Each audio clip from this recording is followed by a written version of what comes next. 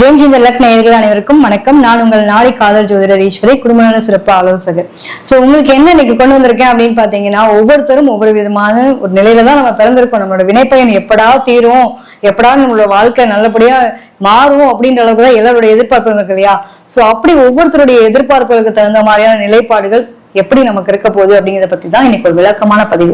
இஷ்டப்பட்டு வாழ்றோமா, கஷ்டப்பட்டு வாழ்றோமா, கஷ்டப்பட்ட வாழ்க்கையை இஷ்டப்பட்டு மாத்திக்கிறோமா அப்படின்னு சில சூட்சமம் இருக்கு இல்லையா? அதை பத்தி தான் எனக்கு தெரிஞ்சுக்க போறோம். வாங்க பார்க்கலாம். காலச்சக்கரத்துக்கு 5ஆம் பாவம் சொல்லக்கூடியது பாத்தீங்க அப்படின்னா சிம்ம ராசி. சிம்மத்துல ஒருத்தவங்க பிறந்தாலே வேற மாதிரிப்பா அப்படின்னு சொல்ற அளவுக்கு பேர், புகழ், அந்தஸ்து, கீர்த்தி, செல்வாக்குன்னு ஏகப்பட்ட விஷயம் சொல்லிட்டே போலாம்.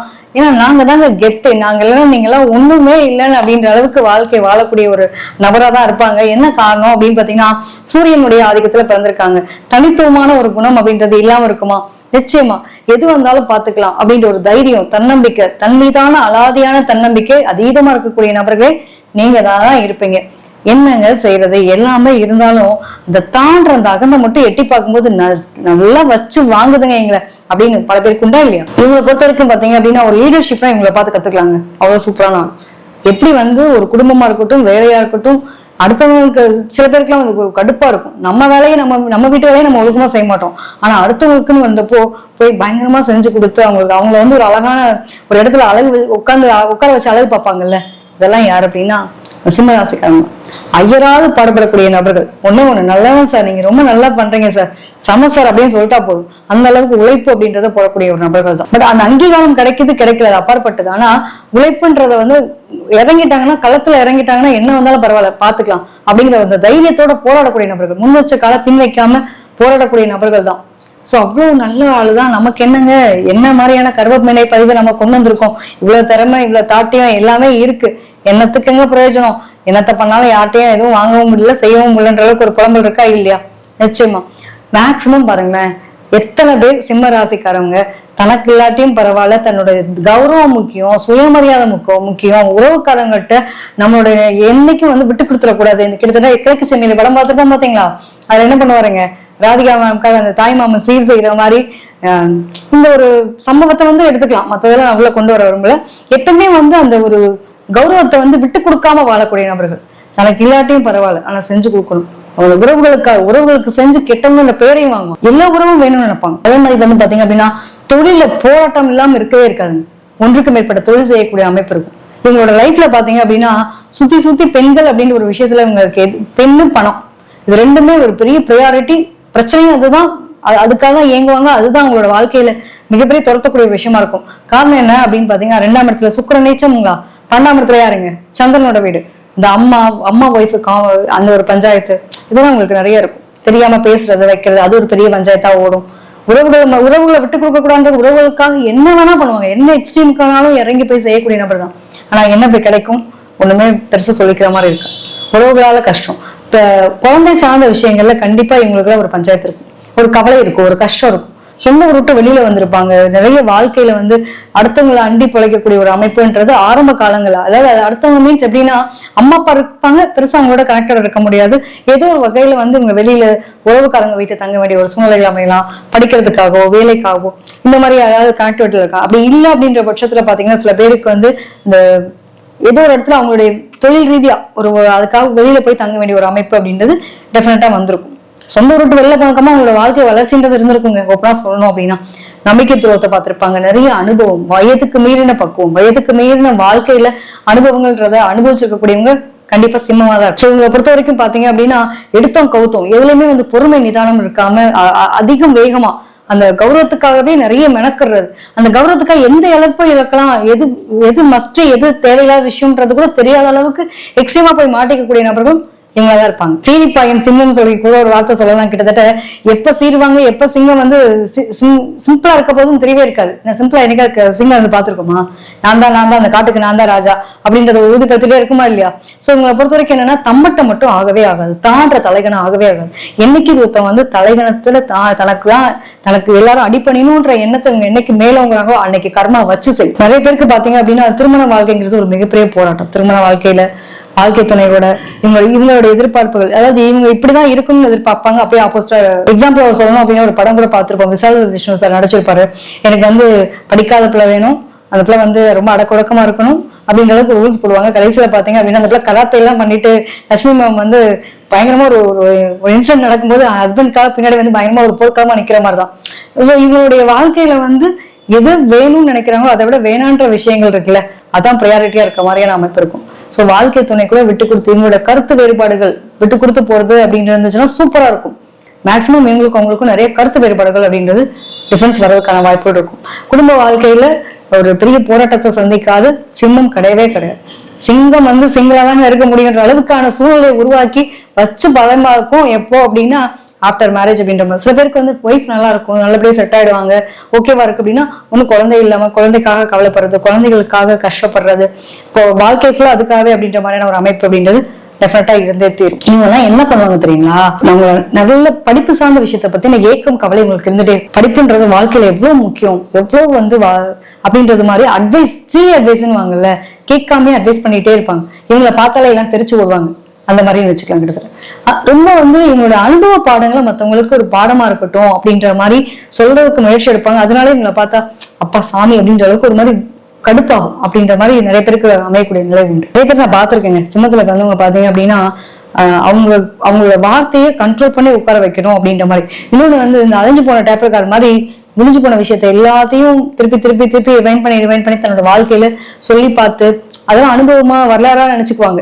அந்த மாதிரியான ஒரு புலம்பல் இருக்கு உங்களுக்கு எல்லாம். ஆமாவா இல்லையா? எத்தனை பேருக்கு இருக்குன்னு நீங்க கண்டிப்பா கமெண்ட்ல போடணும். நாங்க பட்ட கஷ்டம் உங்களுக்கு என்ன நம்ம ரிவைண்ட் பண்ணி பாக்குற டேப்பர் கார்டு மாதிரியா இருக்கா நீங்க கேட்க கூடாது. என்னன்னாங்க அந்த அளவுக்கு எதையும் அவ்வளவு சீக்கிரம் மறக்க மாட்டேங்கன்னு சொல்ல வரேன், வேற ஒண்ணுமே கிடையாது. பழச மறந்துட்டு புதுசா உடஞ்ச கண்ணாடி தாங்க, ஒட்ட வைக்க முடியாதுதாங்க. முடிஞ்சு போன உறவு தான் அப்படின்னு ரொம்ப கம்பீரமா பிடிவாத குணம் இருக்குல்ல, உங்களை மாதிரி வந்து உறவுகளுக்காக அள்ளி செய்யறவனும் கிடையாது. அந்த உறவு வேணாலும் முடிவு பண்ணிட்டா விட்டு விலகுறதும் கிடையாது. எந்த எக்ஸ்ட்ரீமும் இல்லைன்னா எந்த எக்ஸ்ட்ரீம் நடுவில் திறனே கிடையாது. நடிக்க தெரியாது, பொய் பேச தெரியாது, ஏமாத்த தெரியாது. எல்லாமே உண்மையா இருக்கேன்ற பேர்ல உடைச்சு நான் இப்படிதான் அப்படின்னு காட்டிடுவாங்க. அதுக்கப்புறம் நீ என்ன இப்படி சொல்றதான்ற மாதிரி குத்தத்தை அவங்கயே கேட்பாங்க. இதெல்லாம் உங்களுடைய கர்மா, ஒண்ணுமே இல்லை, அனுபவிச்சுதான் கிடக்கணும். உறவுகளுக்கு செஞ்சு கெட்டவங்கன்னு பேர் வாங்கணுமா நீங்க தான். அதுவும் பாத்தீங்க அப்படின்னா நிறைய வண்டி வாகன போக்குவரத்துங்கெல்லாம் ஒரு வண்டி வாகனங்கள்லாம் வச்சிருக்காங்க, ஏதாவது ஒரு விரயம் ஆயிட்டே இருக்கும். அதுவும் பாத்தீங்கன்னா யாராவது ஒருத்தவங்க கேட்டாங்க கொடுப்போம், கரெக்டா பஞ்சாயத்து கொண்டு நிப்பாட்டி விட்டுருவாங்க. வாழ்க்கையில ஒரு முறையாவது நான் போலீஸ் ஸ்டேஷன் போனேன், பஞ்சாயத்துக்கு போனேன். அதுவும் பாத்தீங்க அப்படின்னா யாராவது ஒரு நட்புக்காக போய் நின்றுட்டு வந்தேன். ஹாஸ்பிட்டல், கவர்மெண்ட் ஹாஸ்பிட்டல், யாரோ ஒருத்தவங்க உடம்பு சரியில்லாம ரோட்ல இதுவா இருந்தாங்க, அவங்களுக்கு கூட்டிட்டு நான் ஆம்புலன்ஸ் போயிருக்கேன், கூட்டு போய் நான் யாருனே தெரியாதவங்களுக்கு உதவி பண்ணியிருக்கேன். இந்த இறக்க குணத்தினால உதவி பண்றது அப்படின்னு ஒரு விஷயம் இருக்குல்ல. சோ இவங்களோட கர்மாக்களே இதுதான் கனெக்டட் இருந்தே ஆகும், வேற வழியே இல்லை. எனக்கு ஒரு மரியாதைக்காக கௌரவத்துக்காக வாழ்ற ஒரு வாழ்க்கைன்றாலும் தன்னை சார்ந்தவங்க ஒரு விஷயத்த நம்ம நம்பிட்டாங்கன்றதுக்காக அவங்களுக்காக நிறைய மெனக்கிட்டு அவங்களால நம்பிக்கை துரோகத்தை கண்டிப்பா அவங்க சந்திப்பாங்க. சோ இதெல்லாம் உங்க வாழ்க்கையில இருந்தே ஆகும். பெண், பணம், பொருளாதாரம் சார்ந்த விஷயங்கள்ல ஒரு ஏக்கம், குழந்தை சார்ந்த விஷயம், இத்தனையும் ஒரு போராட்டத்துல அனுபவத்துல இருந்தே ஆகும். சிம்மராசிக்கு வாழ்க்கையில எப்பங்க எங்களுக்கு ஒரு மாற்றம் வரும் அப்படின்னு பாத்தீங்கன்னா, பூர்வீக சொத்து அனுபவிக்கிறதுக்கு நிறைய தடை வரும். ஒண்ணு பூர்வீக சொத்து கையில வரும்போது பாருங்க எல்லா உறவும் பஞ்சாயத்து நினைக்கும். அல்ல யாரெல்லாம் நீங்க உங்களை கொண்டாடினாங்களோ அவங்கள எதிரியா நிற்பாங்க. அன்னைக்குதான் உங்களோட உண்மையான முகத்திரைகள் அப்படின்றது உங்களுக்கு தெரிய வரும். நிறைய பேருக்கு பூர்வீக சொத்தை அனுபவிக்கிறதுக்கான கொடுப்பனே இருக்காது, யாரோ சாப்பிட்டு போற மாதிரியான அமைப்பெல்லாம் வரும். இதெல்லாம் உண்டு. சோ நீங்க பூர்வீகத்தை விட்டு வெளியில இருங்க, கடல் கடந்து பயணம் பண்றீங்க, உங்க ஊருக்கும் நீங்க இருக்கிற இடத்துக்கும் வெளியில இருக்கீங்க அப்படின்னா நிச்சயமா ஒரு 30 வயசுக்கு மேல உங்களோட வாழ்க்கையில படிப்படியான வளர்ச்சி அப்படின்னு டெஃபினட்டா இருந்தே தெரியும். அதுல மாற்றமே கிடையாது. என்னன்னாங்க அதுக்கு முன்னாடி நிறைய வலி வேதனைகள் சின்ன வயசுல இருந்து நான் பார்க்காத கஷ்டம் கிடையாது, நான் படாத அவஸ்தை கிடையாது, அந்த அளவுக்கு கஷ்டப்பட்டிருக்கேன்ற மாதிரி சொல்லக்கூடிய நிலையில தான் உங்களோட வாழ்க்கை பயணம்ன்றது இருந்தே தெரியும். சோ அன்புன்ற ஒரு நிலையை தாண்டி அதிகாரம்ன்ற ஒரு நிலை இருக்கு இல்லையா, எதையுமே வந்து அதிகாரத்தோட உங்களுக்கு எப்படி உங்கள்கிட்ட கோமா பேசினா பிடிக்காதோ அது மாதிரி உங்களோட சார்ந்தவங்களுக்கும் கோமா பேசினா பிடிக்காது. அட்வைஸ் பண்றது உங்களுக்கு எப்படி பிடிக்காதோ உங்களை சார்ந்தவங்களுக்கும் அட்வைஸ் பண்ணா பிடிக்காது. சோ அப்ப நீங்க எப்படி இருக்கணும்ன்றத, நீங்க என்ன மாதிரிலாம் இருக்கணும்னு நினைக்கிறீங்களோ அது எல்லாருக்குமே அதே நிலைதான் இருக்குன்றத புரிஞ்சுக்கோங்க. தான்ற எண்ணத்தை தலைக்கு ஏத்தாதீங்க. இதெல்லாம் வந்து வாழ்க்கையில நீங்க கடைபிடிக்க வேண்டிய விஷயம்னு எடுத்துக்கோங்க. சோ முடிஞ்ச வரைக்கும் என்னதான் நல்லவங்களா இருந்தாலும் ஊரே என்ன ஃபாலோ பண்ணுதுங்க, ஊர்ல இருக்கவங்கலாம் என்ன மரியாதையா பாக்குறான், ஆனா என் வீட்டுல எனக்கு மரியாதை கொடுக்கலன்ற ஒரு ஃபீல் இருக்குல்ல, இதெல்லாம் கர்மம், ஒண்ணுமே பண்ண முடியாது. உங்க பேரை சொன்னா ஊருக்கே தெரியுது, ஆனா வீட்டுல இருக்கவங்க நீங்க என்ன பண்ணிட்ட பெருசா, என்ன பண்ணிட்ட அப்படின்ற அளவுக்கு தான் கேள்வி கேட்பாங்க. அப்ப நீங்க சாட்டிஸ்ஃபை பண்ண வைக்கிறதுன்றத விட இவங்க இப்படிதான் தெரிஞ்சுக்கிட்டீங்கன்னா நீங்க என்ன பண்ணலாம், கடந்து போலால. கடமையை செய் பலனை எதிர்பார்ப்பு, ஒரே விஷயத்துல ஒரே வார்த்தையில ஷார்ட் அண்ட் ஸ்வீட்டா சொல்லணும் அப்படின்னா கடமையை செய்யறீங்க, பலன் எதிர்பார்க்காதீங்க. கர்மா கழிக்கிறது வரைக்கும் இந்த உறவுகள்லாம் நம்ம கூட இருக்கும்ன்றது விதி. கடந்து அனுபவிச்சுதான் கடக்கணும்ன்றப்போ அதுக்கான வழிமுறைகளை பாத்துக்கிறது நல்லது. சோ முடிஞ்ச வரைக்கும் உங்களுடைய கர்மாவை நீங்க கழிக்கணும் அப்படின்னாலும் சரி, இல்லைங்க எனக்கு ரொம்ப தாங்க முடியாத துயரமா இருக்கு, நான் என்ன பண்ணா ஏதாவது ஒரு ரிலாக்ஸேஷன் எனக்கு கிடைக்குமா, அப்ப நான் என்ன பண்ணணும் அப்படின்னா, நிச்சயமா உங்களுடைய முன்னோர்கள் தாங்க உங்களுக்கு மிகப்பெரிய ஒரு பக்க பலமா நிற்பாங்க. சோ நீங்க முன்னோர்களுடைய வழிபாடு உங்க குடும்பத்துல ஏதாவது விட்டு போயிருக்கு அப்படின்னா நிச்சயமா ஒரு தூரமா இருக்கக்கூடிய குலதெய்வம் கோயில் எதுன்னு பாருங்க, போயிட்டு வாங்க, குலதெய்வத்தை போய் வழிபாடு பண்ணிட்டு வாங்க. முன்னோர்களுடைய ஆசீர்வாதம் இருந்தாலே உங்களுடைய கர்மாக்கள் கிளியர் ஆகிறதுக்கான வாய்ப்புகள், முன்னோர்களுடைய ஆசீர்வாதம் இருந்தாலே உங்களுக்கான கிளியர் ஆகக்கூடிய வாய்ப்புகள் நிறைய உண்டு. சோ முடிஞ்ச வரைக்கும் ரொம்ப தூரமா இருக்கு, உங்க கோயில் போகவே முடியலன்னு சொல்லி நீங்க தள்ளி போட்டுட்டே இருந்தீங்கன்னா அதனால கடத்தாதீங்க, கண்டிப்பா போயிட்டு வாங்க. அது மட்டும் இல்லாம வயசானவங்களை பாக்குறீங்க அப்படின்னா ஏன் எதுக்கு உங்களுக்கு செய்யணுமா அப்படியா அப்படின்னு எந்த ஒரு கேள்வியுமே கேட்காம கண்டிப்பா போய் அவங்களுக்கான உதவிகள் செய்யுங்க. அது உங்களுடைய வாழ்க்கையை மாற்றக்கூடிய மிகப்பெரிய ஒரு நிலை உண்டு. சரிங்களா? அது மட்டும் இல்லாம பூ வாங்கினாலும் சரி, வீட்டுக்கு மங்கள பொருட்கள் ஏதாவது வாங்குறீங்களாலும் சரி, அதே மாதிரி உணவுப் பொருட்கள் வாங்குறீங்களாலும் சரி, எப்பவுமே தீர்ந்து வாங்காதீங்க, அது ரொம்ப முக்கியம். யார்கிட்டையும் பேரம் பேசி வாங்காதீங்க. இதெல்லாம் நீங்க மாத்திக்கிட்டீங்கனாலே உங்களோட கர்மா பெருசா பாதிப்புள்ளாத தவிர்க்கிறத உங்களால பார்க்க முடியும். சின்ன சின்ன விஷயங்கள் தாங்க. கஷ்டப்படுறவன்ட்ட போய் நம்ம ஒண்ணும் இல்ல, பெரிய பெரிய ஸ்டோர்ஸ் போறோம், அந்த கடையில போய் பார்க்கும்போது பில் போட்டிருப்பாங்க, அதை போய் எடுத்துட்டு போய் நம்ம அப்படியே கொடுத்து பில் பண்ணுவோம். ஆனா ஒரு ரோட் கடையில விற்கிறாங்க அப்படின்றப்ப அவங்ககிட்ட என்ன பண்ணுவோம், இது இன்னும் கொஞ்சம் குறைக்க முடியுமா அப்படி கேள்வி கேட்போல. நீங்க முடிஞ்ச வரைக்கும் வயசானவங்களா இருந்து விற்கிறாங்க அப்படின்னா அவங்ககிட்ட எல்லாம் ஆர்கியூவே பண்ணாதீங்க. ஏன்னா அந்த கர்மாவினுடைய வினைப்பயன் நம்ம அனுபவிக்கிற மாதிரி இருக்கும். இதெல்லாம் அது வெளில வர்றதுக்கான ஒரு சூட்சுமம் அப்படின்னு எடுத்துக்கோங்க. முடிஞ்ச வரைக்கும் செப்பல் வாங்கி கொடுங்க. உங்களோட வாழ்க்கையில வளர்ச்சி வேணும்னு நினைச்சீங்க அப்படின்னா, கர்மா கழியணும்னு நினைச்சீங்கன்னா, ஊனமானவங்களை பாக்குறீங்க, வயசானவங்களை பாக்குறீங்க, யாராவது ரொம்ப கஷ்டப்பட்டுட்டு இருக்காங்க அப்படின்னா அவங்களுக்கு முடிஞ்ச வரைக்கும் செப்பல் வாங்கி கொடுங்களேன். வாழ்க்கை நிச்சயமா சேஞ்ச் ஓவர் ஆகிறத உங்களால கண் கூட பார்க்க முடியும். நான் சொன்ன விஷயங்களை ஃபாலோ பண்ணி பாருங்க, நிறைய மாற்றங்கள் அப்படின்றது பார்க்கலாம். நிச்சயமா வாழ்க்கைன்றது கஷ்டத்தோட மட்டுமே பாக்குறோம் அப்படின்னா கஷ்டமாவே இருக்குங்க. கொஞ்சம் பாசிட்டிவா மாத்தி பாருங்களேன். எல்லா கஷ்டங்களுமே நம்மளோட வாழ்க்கையில பொண்ணு இல்ல 10,000 ரூபாய் சம்பளத்துக்கு நம்ம வேலை போயிட்டு இருக்கோம் அப்படின்னா அந்த வேலை நமக்கு இல்லாத நிலைமை வருது. அடுத்த கட்டம் என்ன பண்ணுவோம், நம்மளோட நாலேஜ் இம்ப்ரூவ்மெண்ட் பண்ணுவோம். சரி, இன்னும் பெஸ்டா அடுத்த கம்பெனிக்கு போவோம். அப்ப நம்ம 10,000 ரூபாய் வாங்குவோமா, 7,000 ரூபாய் வாங்குவோமா, இல்ல 15,000 ரூபாய் வாங்குவோமா? ஆமா, ஆல்ரெடி 10,000 ரூபாய் வாங்கிட்டு இருந்தோங்க, இன்னும் குறைஞ்சு போய் வாங்குறது, இல்ல இன்னும் பெஸ்டா நம்ம பண்ணலாம். சரி, 15,000 ரூபாய் வேலைக்கு நமக்கான நாலேஜ் ஏதாவது இம்ப்ரூவ்மெண்ட் பண்ணணும்னா என்ன பண்ணுவாங்க, நம்மளோட ஸ்கில்லை டெவலப் பண்ணுவோம். சோ ஒவ்வொரு வாய்ப்புகளுமே நம்மள ஒரு பிரச்சனை கொடுக்குது, ஒரு வலியை கொடுக்குது, ஒரு வேதனை கொடுக்குது அப்படின்னா அது அந்த இடத்துல இருந்து அடுத்த கட்டமா நகர்த்துறதுக்கு தான். சோ நிறைய பேர் மாற்றங்களை சந்திச்சிருப்பீங்க. ஒவ்வொரு மாற்றத்துக்கு பின்னாடி உங்களோட வாழ்க்கையில எவ்வளவு பெரிய ஏற்றங்கள் அப்படின்றது வந்துச்சு, அந்த ஏற்றத்தின் மூலமா உங்களோட வளர்ச்சி எப்படி இருந்துச்சு அப்படிங்கிறத மறக்காம கமெண்ட்ல சொல்லுங்க. சோ உங்களை பத்தி சொல்லணும் அப்படின்னா இன்னைக்கு ஒரு நாள் போதாதுங்க, அந்த அளவுக்கு நிறைய விஷயங்கள் இருக்கு, நிறைய கொடுக்கறதுக்கு தயாரா இருக்கேன். நீங்க உங்களுக்கு இந்த மாதிரி டாபிக்ல நீங்க பேசுங்க அப்படின்ற மாதிரி உங்களுக்கு ஏதாவது பதிவுகள் கொடுக்கணும்னு ஆசைப்படுறீங்க அப்படின்னா நிச்சயமா நீங்க கமெண்ட்ல போடுங்க. அது மாதிரி வரக்கூடிய நாட்கள்ல அது சம்பந்தப்பட்ட பதிவுகள் நான் கொடுக்கறதுக்கு தயாரா இருக்கேன்.